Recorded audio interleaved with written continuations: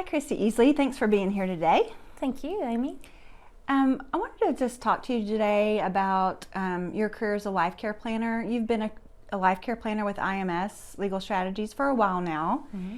And can you tell us a little bit about your clinical background and how you became a life care planner? Sure. So my clinical background is as a speech-language pathologist, and I had been working for many years in neurorehab, working with adults who had had a variety of different types of acquired brain injuries, strokes, traumatic brain injuries, things like that. And as you know, we had started a community support group for individuals and families who had experienced brain injury. It was through that connection that I learned about life care planning and joined your team after realizing what a good avenue that would be for me to take my experience, and it's kind of where we've landed at the moment. Right. And how does your background, your clinical experience as a speech-language pathologist, working with people with brain injury, help you in your life care planning cases? Well, specifically in brain injury, I've had the opportunity to work with a wide variety of individuals and their families.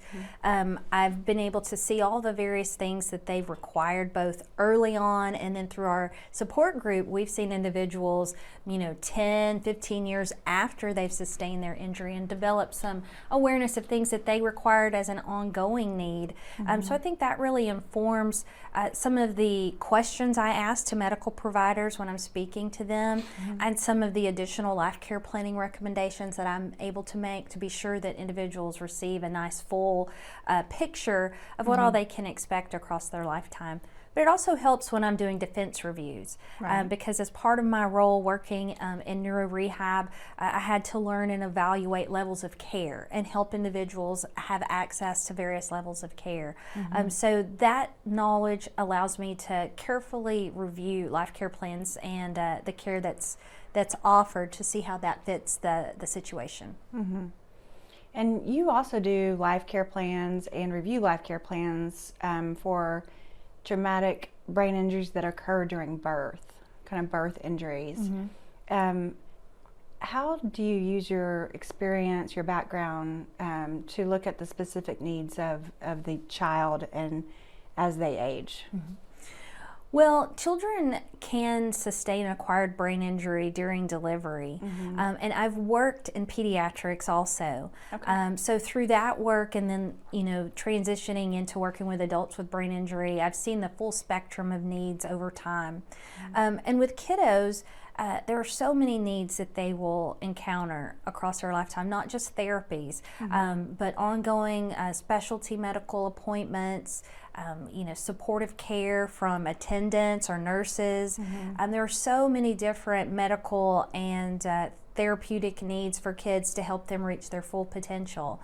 So I use that experience along with knowing what types of care may be needed at critical transition moments as they're aging, both into school and out of school into adulthood.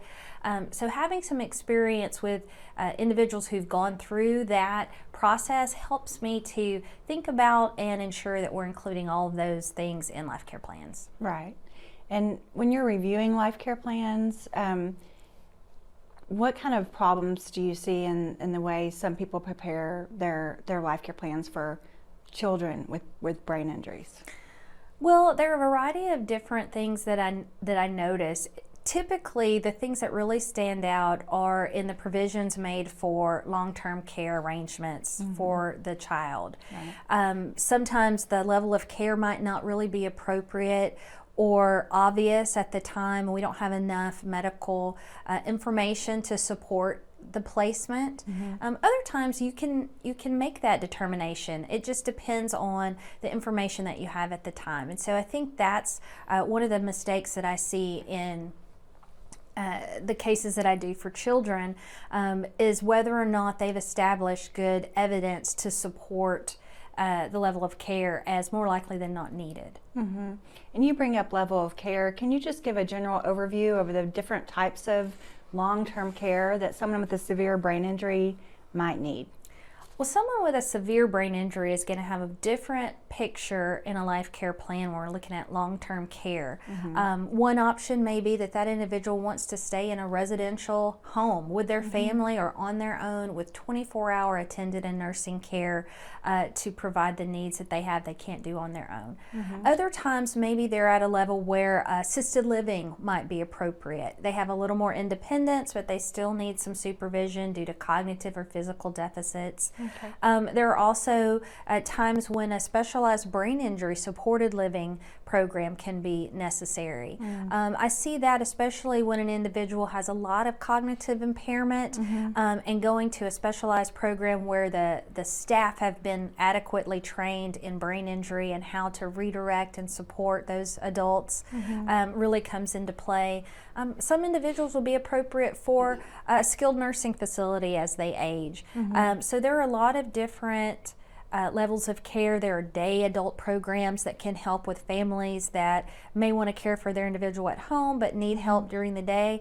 So it really depends on what the family feels like that they would like to see for that individual, the individual and the family's, preferences.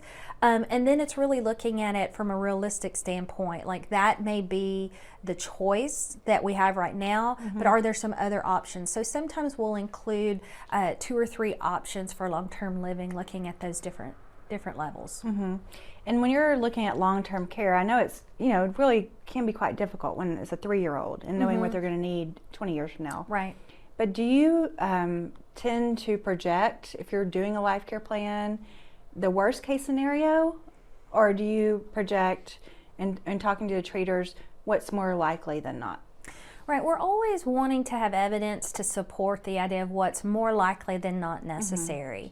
And what I've learned over the years is a lot of these specialists have certain criteria that they're looking at in children to help them identify whether they're likely to be an ambulator or be able to walk, or they're likely to no longer require feeding tube, or do they have a collection of symptoms that leads them to believe they will always require 24-hour care. And when they're able to make that determination, we project across their lifetime. Right. Okay. Well, thanks for your insights. It's been nice to talk to you today. Thank you, Amy.